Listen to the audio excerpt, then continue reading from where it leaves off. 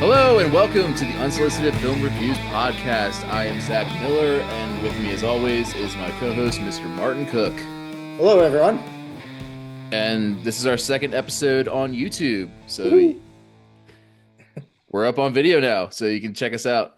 And of course, if you're listening to us, watch us. If you're watching us, listen to us, and vice versa. We need all the likes and subscriptions we can possibly get. If you listened to us last time, we were discussing the upcoming films of 2025, the ones we were most excited for, at least. And we're going to do the same thing in the television realm this time. But first, Paul Schrader, most famous for probably his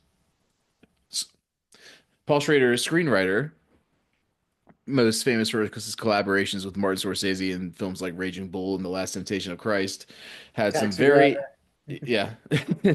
very interesting and for especially us, alarming things to say about the advent of AI in the screenwriting industry. Martin. Yeah. So the full quote is, quote, I'm stunned. I just asked ChatGPT for an idea for a Paul Schrader film, then Paul Thomas Anderson, then Quentin Tarantino, then Harmony Korine, then Ingmar Bergman, then Rossellini, Lang, Scorsese, Murnau, Capra, Ford, Spielberg, Lynch. He was just naming everybody you could think of, I guess. Every idea ChatGPT came up with in a few seconds was good and original and fleshed out. Why should writers sit around for months searching for a good idea when AI can provide one in seconds? End of quote. So, yeah, I've got some thoughts. I don't know about you, Zach. I mean, my first response is, why sit around for months searching for a good idea? Because that's the fucking job.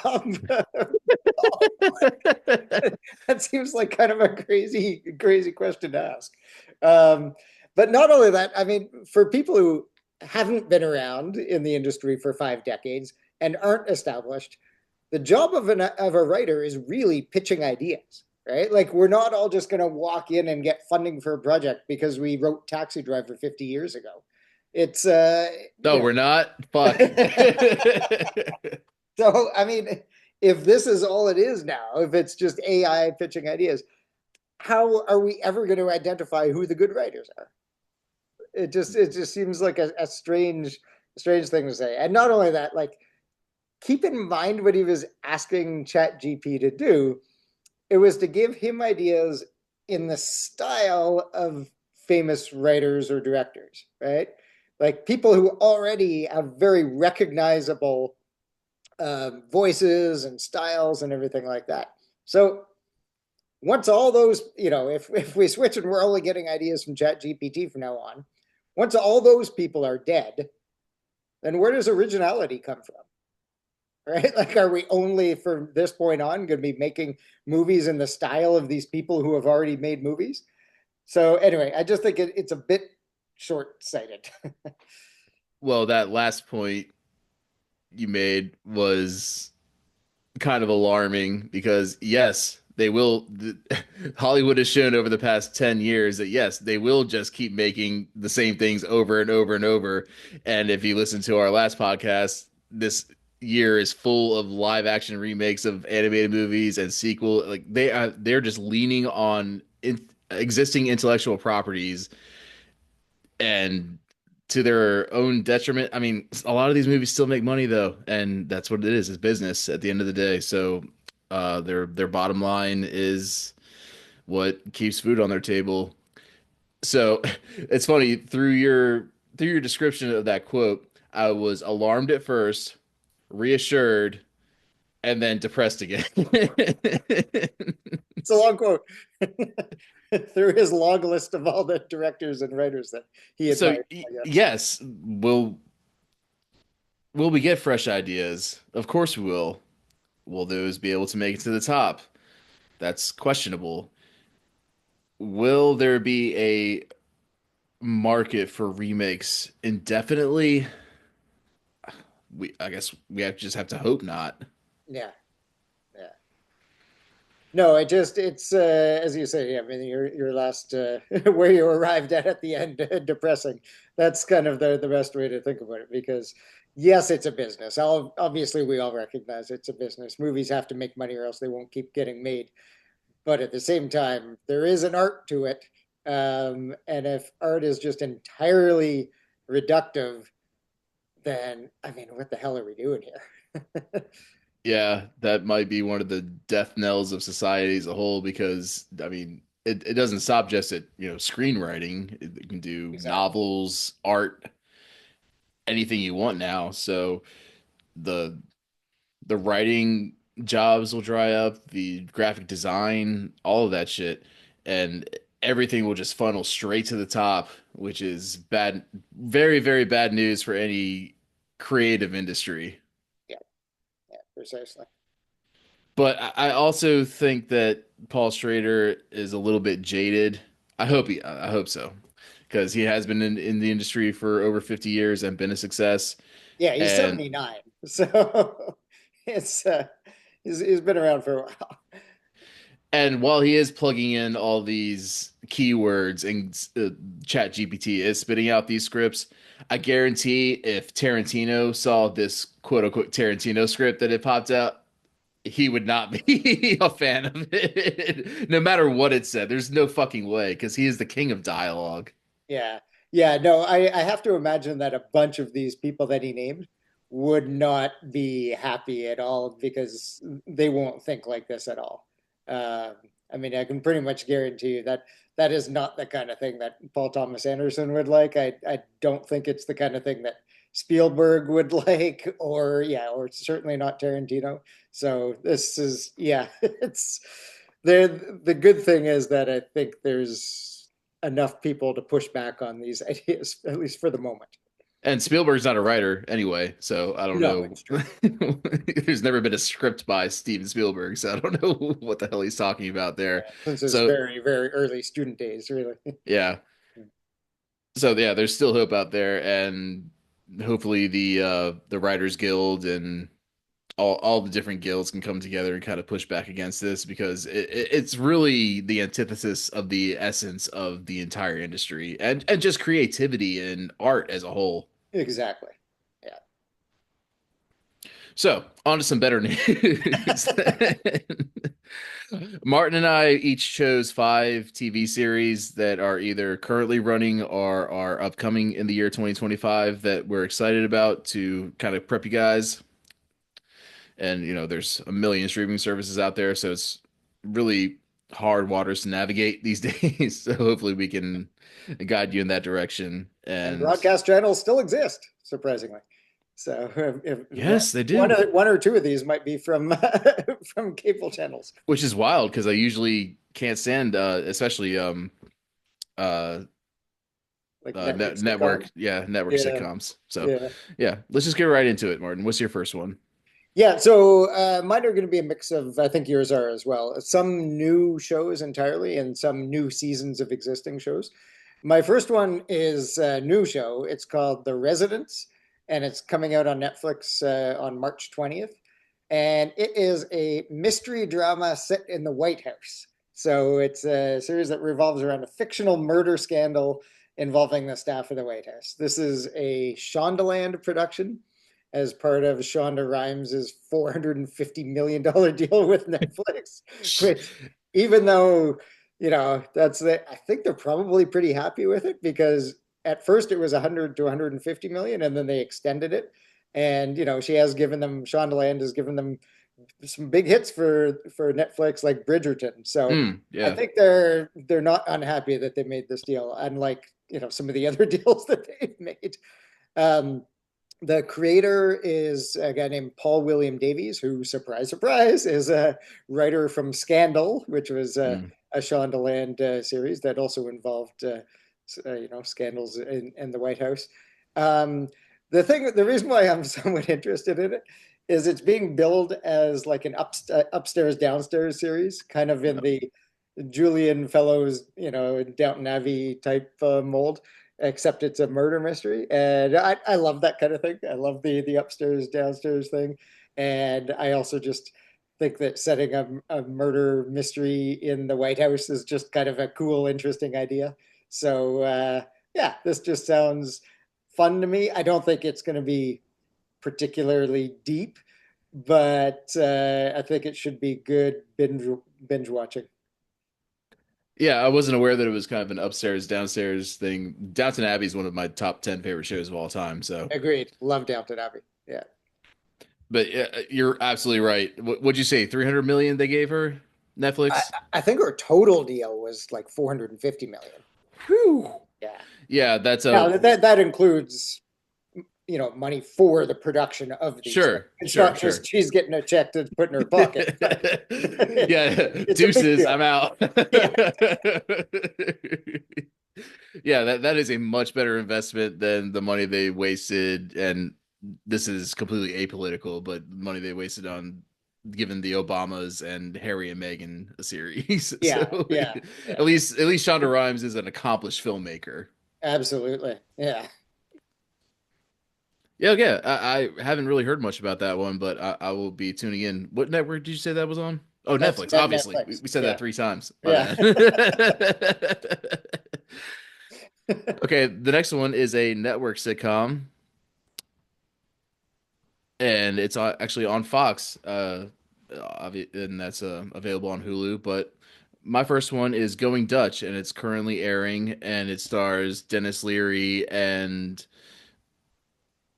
Taylor. I keep hearing her last name pronounced in so many different ways, but Taylor Mizjak or Mijak, she was Dave's girlfriend in the FXX series Dave, and she Oh, was okay. fantastic in that. So Taylor Mizjak plays Dennis Leary's daughter, and they're two American military people that have been relegated to a base in the Netherlands, and it's just like a father daughter drama based in a military base in the Netherlands, and it's been 4 episodes in, I believe, and it's been really funny. And like I said, I'm not a fan of network sitcoms, but this one does not have a laugh track. That's always Okay. been my big gripe with network sitcoms is, oh, you're supposed to laugh right now, even though Is, nothing's funny. I haven't seen it. I just saw, yeah, that is Dennis Leary playing an army colonel, and that sounds fun. Is it more of a drama or more of a comedy? Oh, it's a sitcom. Oh, okay, okay. You said it was a drama, but okay. You must have meant comedy. Okay, Oh, okay, sorry. Yeah, yeah. yeah, it's a half-hour sitcom. Okay, okay. Yeah, Yeah, very funny, very snappy, not deep at all, but just like, quick. The chemistry between Dennis Leary and Taylor Mizyak is very good, and oh, it also has that guy from Community, uh, Danny Pudi. Oh, okay. Yeah. And he kind of plays his typecast thing where he's like the cleric nerd where he's just running around trying to make the peace and keep the base He afloat. So it's funny. he was also in that Apple TV Plus series Mythic Quest that I really liked. Right? Oh yeah, that was really good. Yeah. Yeah, he's pretty funny. Interesting. I'll have to check that one out then. So what's your second one? All right, so my second one is season two of Andor. Season two and final season. The show is only going to have two seasons. It comes out on Disney Plus on April 22nd. Tony Gilroy is back fully in charge.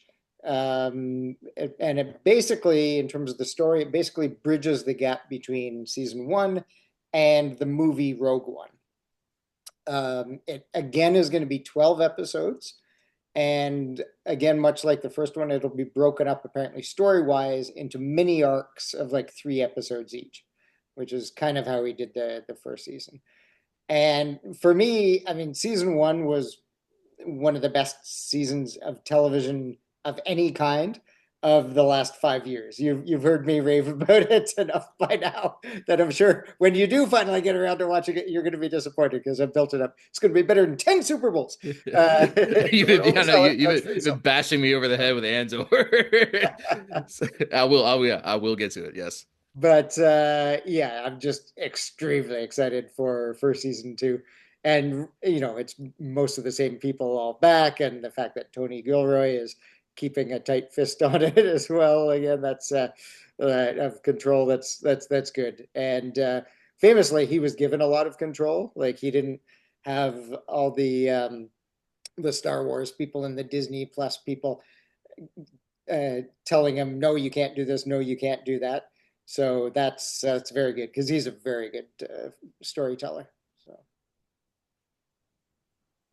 So you keep saying it's fantastic, but yeah. like without spoilers, what's like one thing that you could tell me, the not watching audience, at least yet, because you just keep saying it's fantastic, and I do tend to agree with you on most things, especially if you're touting it this much. But like, So okay, basically what it is, it's a story about a rebellion against an empire, okay, so Star Wars, but the entire this is the entire saga. Okay, but all right. it's it's really the down and nitty gritty, and it's all about the moral ambiguities of what you have to do to be in a rebellion.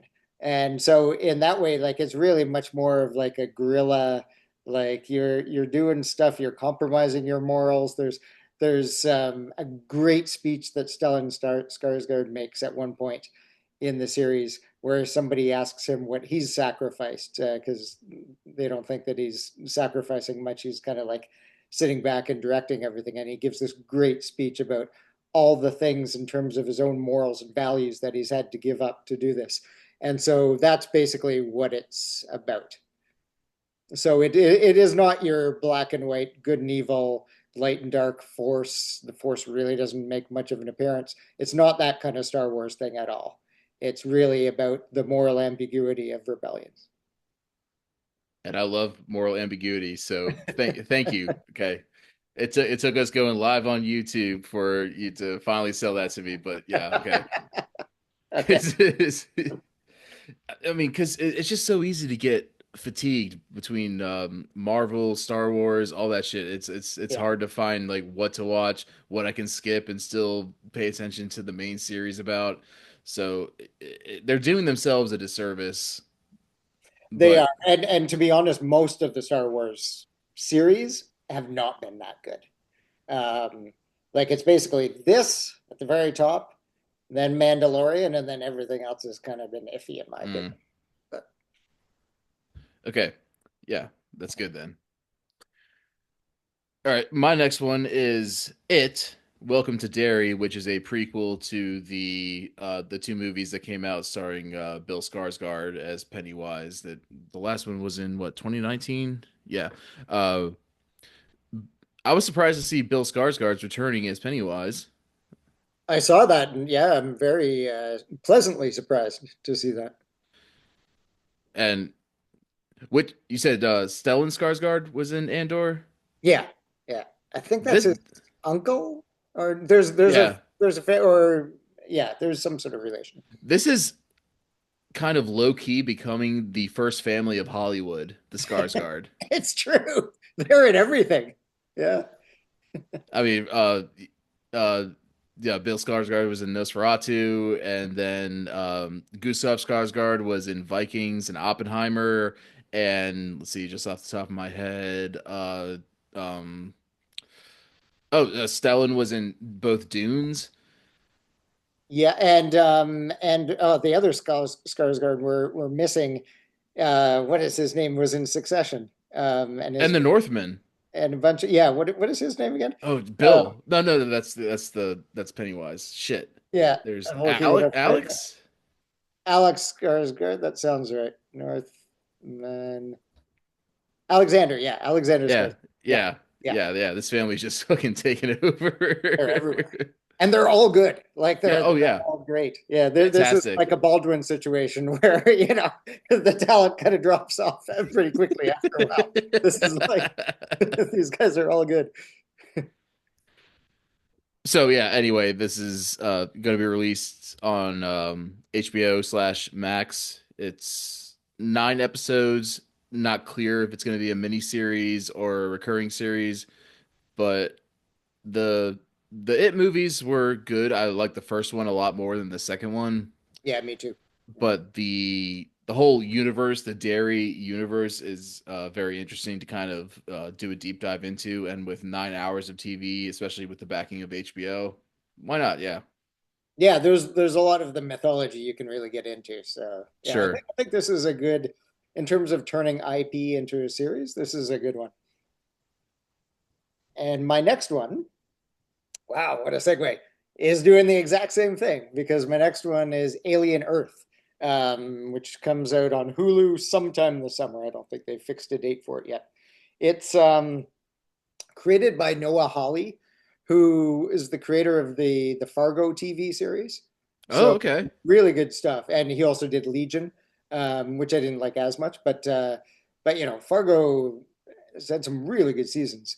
It's a mostly unknown cast. I mean, Timmy Oliphant is probably the best known cast member, and also Alex Lothar, who was in Andor season one, and also in a little show called End of the Fucking World.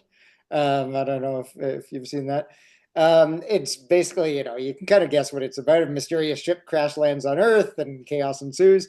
Um, It'll be interesting to see, though, how they play the whole alien thing away from like the cramped quarters of a spaceship. I mean, I guess they kind of did that in a way with Prometheus and one of those other movies, but it wasn't on Earth. So I think it's worth a shot to bring this franchise to Earth and see the aliens running around and people trying to deal with them, and other than the Alien v Predator movie or whatever. I guess that was also on Earth, but we'll set that aside for now.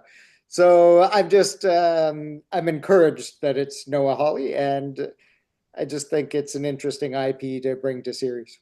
Do you know if it's in on contemporary Earth? No, I think it's future. I don't know entirely when it is in the timeline, but I think it's supposedly somewhere close to the first movie, actually. Okay, so still the 70s, right? Or wait, Uh, wait, no, no, no, because the 70s one was set in the future as well. yeah, yeah, yeah, Yeah, yeah.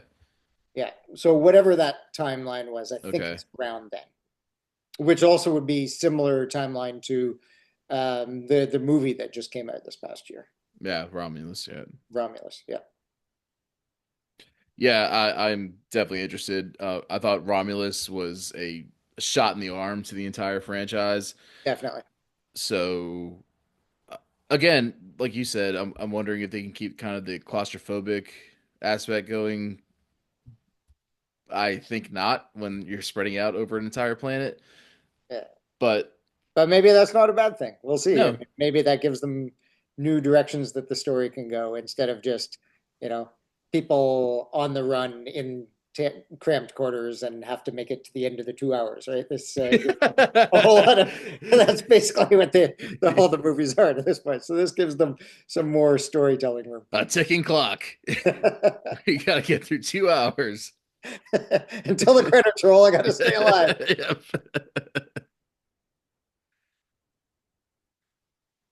But yeah, I am excited to see xenomorphs like running around New York, LA, Paris, or London, whatever city they decide to destroy. Yeah, yeah, even if it's in the future. Yeah. All right, what's your next one? So my next one is the longest running live action sitcom in history. It's Always Sunny in Philadelphia.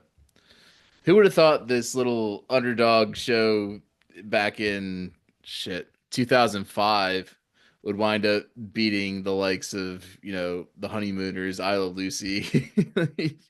This has been going for 20 seasons now. That's And insane. Yeah. yeah, of all time. Yeah, Yeah. it still doesn't get any like huge ratings, and shockingly, it has never been nominated for a single Emmy. Really? Wow. Okay. They even did a whole episode kind of tongue in cheek about winning an award for their bar. It's kind of a Are fun. you up to date? Have you watched all seasons Oh until? yeah, yeah. Okay. Uh Yeah, I am not. I've seen like the first two seasons and then episodes here and there scattered throughout. I'm definitely not a completist. I do think at some point I need to go back and just like start from the beginning and start watching it though. I wouldn't even recommend starting from the beginning because Okay. every single sitcom in history, and I challenge anybody to correct me or put anything up against that, but every single sitcom, the first season is the worst season Yeah, it takes a while to find their footing. Yeah. because sitcoms especially, it's all about the chemistry between the characters because you know the plot's not going anywhere because they have to get back to stage one so they can do the next episode or the next season or whatever. So Yeah. it is 100% about the the jokes and the team, the chemistry between the main actors. And there was a bit of a lull in the mid like 2010s or so, but it has for me been the most consistently funny show to ever exist. At least for me. And it's not a show for everybody because it kind of tends to offend everybody. But if you're not sensitive, then it is it's an amazing run, an incredible run, and it's it's low budget, which is why they've been able to go on so long. And these last few seasons, like since Mac Rob McKinley's character got fat, skinny, and then ripped. We're just like it's a great arc, and they've actually kind of started to delve into some more dramatic aspects to the characters involved, the kind of interpersonal relationships and things like that. And the season before last, the season finale, where Mac did a ballet scene to come out as gay to his dad was one of the most profound LGBTQ moments that I've ever seen. And you would never think that a show like that would come out with a thing like that, but Yeah, not at all. Not at all. they're really hitting their artistic stride, and it's damn near 20 years into their run. So I tout this to everybody I meet because it has been on so long. It's like, oh yeah, I've seen a couple episodes. Yeah, like you. Yeah, Yeah. I've seen episodes, but it is really worth a watch. Like a deep dive into this into this universe because they're just hitting their stride. And that's really impressive, actually. I mean, you're right. The first couple of seasons, first season especially of sitcoms, tend not to be very good. I mean, it's a sitcom. It's a situational comedy. For the comedy to work, you really kind of need to understand the characters and understand the situations, and it takes a while, both I think for the writers and actors to get that themselves, and then also for the audience to figure that out. But it's also very rare that they don't get stale after a while. So the fact that they've been going for this long, that's really impressive. I mean, the only other ones that I can think of that maybe didn't get as stale was like Curb Your Enthusiasm. But that Mm. one, Larry David would famously just like take a few years off and then just be like, yeah, okay, I'm ready to do another season now. He wasn't consistently putting them out. So that's very impressive that they've been able to go for that long. Yeah, I cannot recommend those guys enough. They're four of the best comedy minds in the business. Actually, five because um, Dan DeVito, obviously. Right. Yeah. All right. Well, my next one, another great segue. Speaking of one of the greatest comedy minds, my next one is a show called The Chair Company, which is going to be on HBO. Doesn't have a release date yet, but probably sometime this year, which is why we're talking about it. And it is a series by Tim Robinson and his writing partner, Zach Cannon. Um, and for those of you who don't know who Tim Robinson is, check out Netflix. I think you should leave. It is very awkward. It's maybe not humor for everybody, but it is fucking hilarious. And it's the kind of thing I think you should leave is just a series of little sketches. Um, but it's the kind of thing that you just think about more and more and more, and then you rewatch it, and then like it just stuck in your head. It's just incredibly unique, brilliant humor.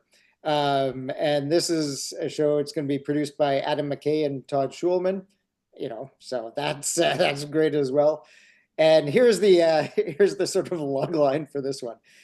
After an embarrassing incident at work, William Ronald Trosper, who's played by Robinson, finds himself investigating a far-reaching conspiracy. So you can already tell, like an embarrassing incident at work sets off this like sham of an investigate. Like the whole thing is just going to be ridiculous. But Tim Robinson, HBO, in my opinion, equals win. Like this is going to be amazing. I can't wait for this one.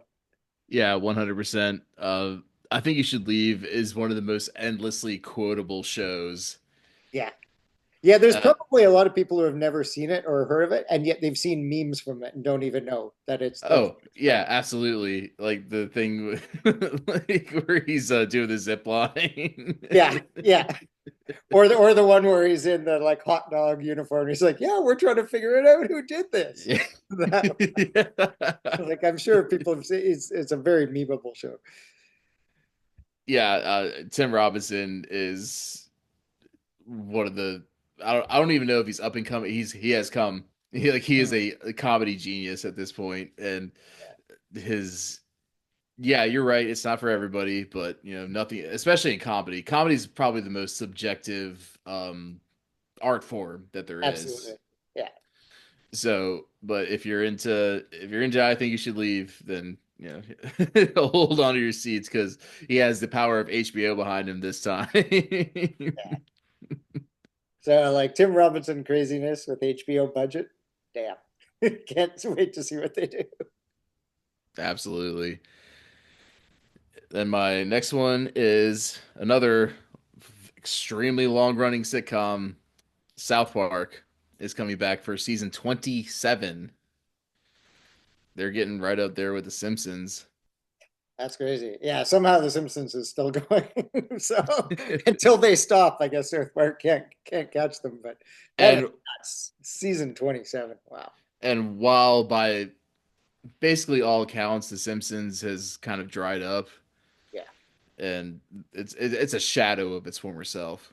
South Park, is still run by the same two guys, Trey Parker and Matt Stone. They have complete creative control because they basically made Comedy Central what it is between that and the Daily Show, but mostly South Park because they were struggling before they came around. Um, Simpsons has all the original writers, all the original creators gone. But I'm gonna stop shitting on the Simpsons. Simpsons, yeah, seasons like 3 to 12 I put up against anything. But yeah, they're now into season 30 something. So yeah. But South Park is another one like Always Sunny where they still have it. They still have the juice. And a lot of it, especially in South Park's case, is because they just release stuff when they want to. Like Kirby Enthusiasm. Basically, they have Right. that kind of carte blanche with their Paramount Plus slash Comedy Central gig. They're gonna release two specials this year on Paramount Plus, and then an entire full season on Comedy Central, which they haven't done in about 4 years. They haven't released a full season. They've just been doing these specials Wow. because they're so busy doing like Book of Mormon, winning Tonys, Right. Yeah. winning all kinds of awards for whatever they do. But and they didn't release anything last year, and God knows there is a lot of material from the past year for them to satirize, and they are two of the best satirists of our lifetimes. Yeah, as you say, comedy is very subjective, and some comedy can offend, but these guys have never cared who the fuck they offend. Hmm. And yeah, when they hit, they're brilliant. Yeah, Yeah, and they already had their Trump parody with Mr. Garrison, and that was 5 years ago. So obviously he's back, and hopefully they come back. They don't give a shit about who they offend because they're actually two of the richest people in Hollywood. If you look at all the residuals they made, all the money they made off of the musicals, and now they're funneling everything into resurrecting a Mexican restaurant, Casa Bonita, which was an episode they did like 15 years ago. So Okay. I just love those guys. Those guys are two of my heroes. They just do not give a fuck. They have a very straightforward creative vision. They've always cracked me up with whatever they do. So I am very excited to see a new season of South Park. Yeah, the people who are so rich that they're sort of beyond anybody's control, and they can, and also, they don't have studios or whoever really pulling the levers for them. It can go one of two ways. Like either it just allows this creative freedom for them to be brilliant. I think Larry David fits into that category, Sure. or it can be like some of the, like Francis Ford Coppola's recent movie and stuff. It can go one of two ways, but I'm glad to see that these guys are using their money and freedom wisely. Yeah, for lack of a better term, it's fuck you money. Yeah, exactly. Yeah. All right, my last one is the final season 5 and final season of Stranger Things, which obviously is Netflix. Date hasn't been set yet. There are rumors just today that it might be November, like it might be American Thanksgiving that it comes out. But Netflix hasn't announced anything yet. But Stranger Things is, almost certainly the biggest Netflix hit ever. I mean, I think in terms of watchability, like people who have watched it, Wednesday and Squid Game are close, but they didn't have as many seasons or as many episodes. So I think Stranger Things, in terms of just total watching, is still in the lead. It is, it's been a monster hit for Netflix. There's just no denying it. And I actually rewatched it, a few months ago, sort of in anticipation of it coming out this year. Although I didn't quite realize it was going to come out that late. Maybe I would have pushed my rewatch. And it's still really good and really original, with those '80s vibes, and it's just a really well done show. This one was delayed a bunch because of like the writers' strike. And then once they got through the writers' strike, their commitments from some of their actors, like Winona Ryder, who was doing Beetlejuice, David Harbour is doing Thunderbolts, Millie Bobby Brown is doing like a million Netflix movies. So because of all that, it got delayed, but they've started filming. I think they're mostly done filming by now. This is supposed to be 8 episodes. They're going to be long episodes. Maya Hawke apparently called them basically 8 movies. And a lot of the episodes from last season were very long, especially they broke it up last season. And I haven't heard whether or not they're breaking this one up. I think it might just be 8 released all at once. But last season, like the last 2 episodes in particular were essentially movie length, like they were Mm. an hour and a half, 2 hours. So we could be in for a lot of minutes of Stranger Things, but this will be the end and us saying goodbye to the town of Hawkins. Yeah, I definitely need to go back and do a rewatch because the releases have been so staggered that I remember the first season pretty clearly, just because it was so original, as you said. But after that, it all kind of started to meld together in my mind. Yeah, the first season was great. I thought this last season 4 was great. Season 2 was pretty good too. Season 3 was a little weak, but last season was really good. I really enjoyed last season, Do even you, though some people claimed it was a little bloated. I didn't mind it. I was enjoying the hell out of it. It was really the creators, like the Duffer Brothers, just like flexing their muscles on. Yeah, let's just, as I said, like let's make a 2-hour episode. Why the hell not? yeah, they got that unlimited Netflix money, so Yeah. why not? Do you remember which season had the episode where 11 went out with like all the punk dudes and kind of That was was in that season 2. okay, yeah. I thought that was one of the worst episodes in television history. It wasn't great. Yeah. Yeah. And And they essentially have made no reference to it ever since. So, yeah, so I thought that was a huge snafu. That yeah. okay, so that's why I don't remember season 2 as well. But yeah, I need to go back and rewatch the entire thing. And I am glad they're finally wrapping this up because these kids are going to be like 40. Sure. I mean, Millie Bobby Brown's already married. Like, what the Yeah. heck? I mean, yeah, she got married at 19, so Yeah, a little young, but we'll see how that works out. that's yeah, that's her business. No, but But it's the same thing as Euphoria is trying to work out right.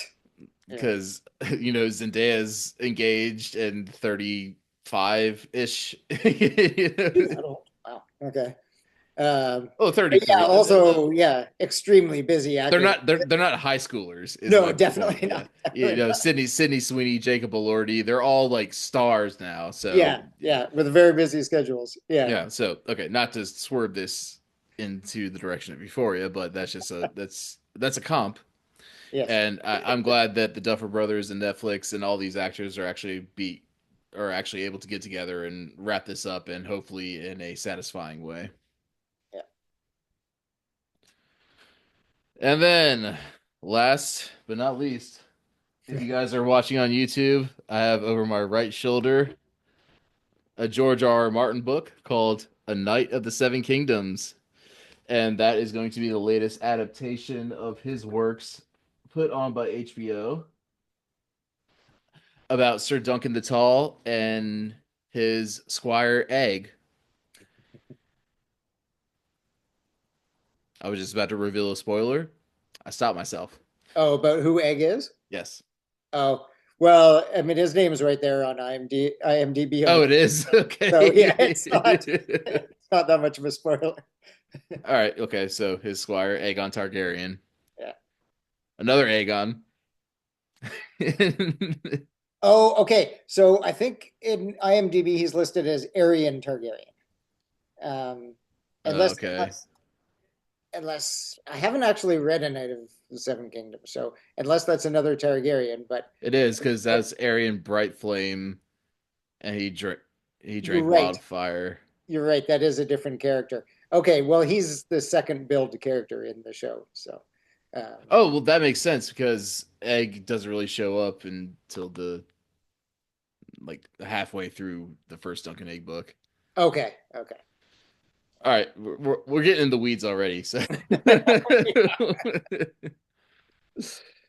all right, we're returning to Westeros, obviously, and this is 100 years before Game of Thrones, the events of Game of Thrones, and 100 years after House of the Dragon. So we're nestled right in between, and this is uh, it's George R. R. Martin's published 3 books out of a proposed 7 in this short novella series. But if we know George R. R. Martin, none of these will ever get finished. Yeah. That said, it's a very good setup, and we know how the story kind of ends because it is a prequel. And I'm always super excited to return to Westeros, as anybody who's listened to this podcast will know. Yeah, like correct me if I'm wrong, because again, I haven't read it, but this is more of a kind of road trip adventure type series, right? Where these guys are going off on adventures every episode. I mean, it's not going to be, episodic like that, but there'll be sort of different adventures as they go along.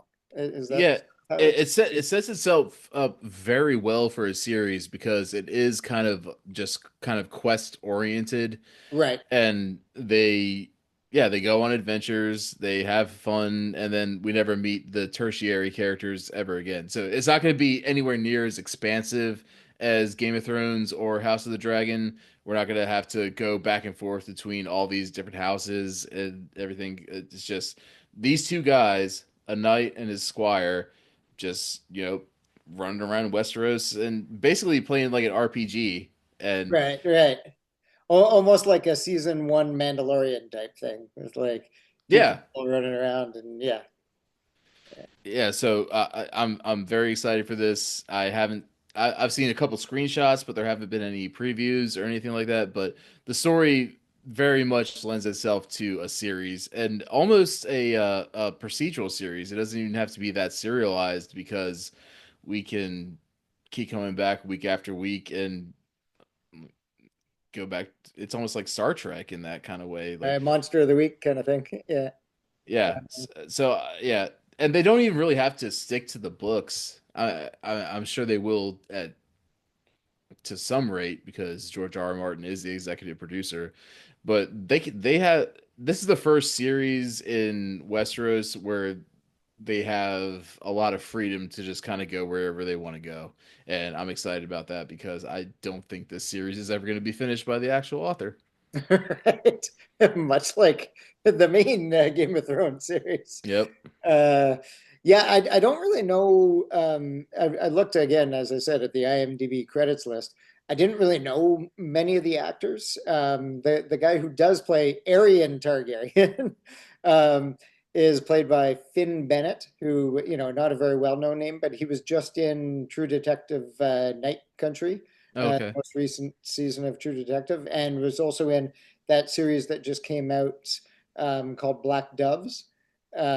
So, he's got a few TV, biggish TV credits to his name, but nothing lead. But I guess, yeah, he's not going to be lead in this either. And the rest of the cast is pretty unknown, which is maybe a good thing. Well, yeah, at this point, the Game of Thrones franchise has sucked up all the other British actors. There's none left. They're really Yeah. turning over rocks trying to find British actors now. Yeah. I mean, you're not going to throw like Benedict Cumberbatch in there and have it be like an unknown guy unless he's playing a dragon again. But oh yeah, there are no dragons in this There one, are no so dragons. yeah, it's probably going to be the lowest. Well, we just spoiled House of Dragon. Anyway. Anyway, that's okay. Well, no, we didn't really, because by Game No, of because Thrones, we know they're dead. They're died out. Yeah, yeah, I was gonna say yeah. Yeah, we know by the time Game of Thrones comes around that the dragons have been gone for 200 years, so that's right. we're So safe.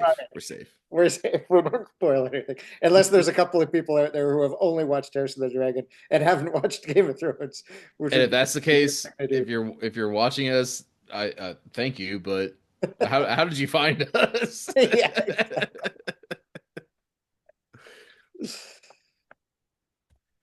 So yeah, that's there's an interesting slate of series coming up this year. I'm looking forward to it. Obviously, some that I'm very excited about, some that I'm more just interested in, and yeah, we'll see. And I should probably get on this "It's Always Sunny" train because I Yeah, do know a lot of people who love that show. we'll have to trade It's Always Sunny for Andor, and Yeah, well, I've got a lot more catching up to do than you do. oh, true.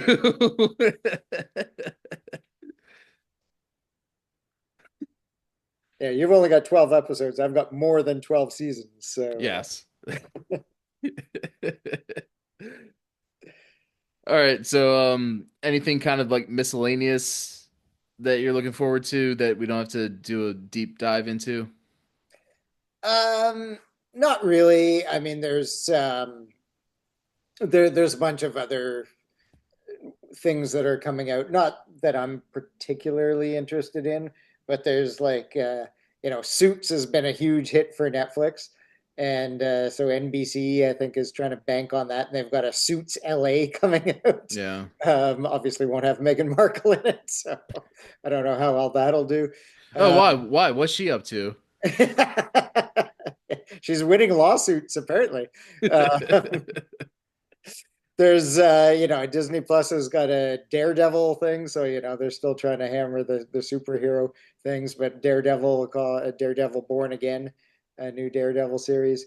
And then there's going to be supposedly a new season of The Last of Us coming out. Oh shit. Yeah, yeah. Okay. HBO, that's supposed to come out in April, and I quite like the first season. So Yeah, man, I that just totally went by my radar, but I'm actually pretty fucking excited about that one. I think that's one of the best video game adaptations that's ever been put to film. absolutely, yeah. I mean, it's pretty low bar because most video game adaptations have been shit, Sure. but they're getting better lately. Like I thought Fallout was pretty decent this past year as well. But yeah, no, Last of Us is definitely one of the best ones. Yeah, and Pedro Pascal and Bella Ramsey, two Yeah, Game of Thrones alums, just together had fantastic chemistry. I am actually really looking forward to that. I forgot that was coming out this year. yeah.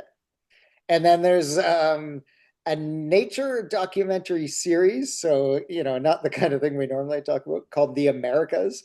That's coming out also on NBC in February, but it's Tom Hanks. So I'm just very interested to see what that's going to be all about. Yeah, Tom Hanks is a very underrated documentarian. Yeah. Yeah. His Playtone Pictures has really done a lot of great work in the documentary category, but especially when it comes to nature, and it's not recognized in any kind of awards category, but like you go No, not back, really. Yeah. yeah, but you go back to series like Planet Earth and shit like that, like that kind of stuff should be in an Emmy category. Absolutely. Yeah. Yeah. Yeah. Have the Planet Earths ever been nominated for anything? It might be one of those weird daytime things, or one of the ones they like kind of sweep under the rug that aren't in the primetime Emmys. But Maybe. I actually don't know. That was right off the top of my head, so I haven't done any research on that category. Right. But some, yeah, some of those are spectacular. They're the kind of thing that you can just, if you've got a nice big screen TV, just throw it on and just like sit back and enjoy the visuals and the storytelling about all the animals and flora and fauna. So I Absolutely, I think this America's one is going to be great. yeah, I agree 100%. So thank you guys for joining us. If you're watching us on our second episode here on YouTube, thank you. Longtime listeners, always big salute to you guys. Subscribe, like. We're on YouTube and Spotify now, so Yeah. Throw some comments on YouTube if you want. You know, yeah. we won't get offended if you tell us to go to hell. Might get a little offended if that's all that people are commenting. Yeah, just go to hell. Well, I mean, hell might be an interesting place to visit. So, but yeah, thank you everybody, and we will see you next time. I am Zach Miller. I'm Martin Cooke. Keep tuning into the Unsolicited Film Reviews podcast.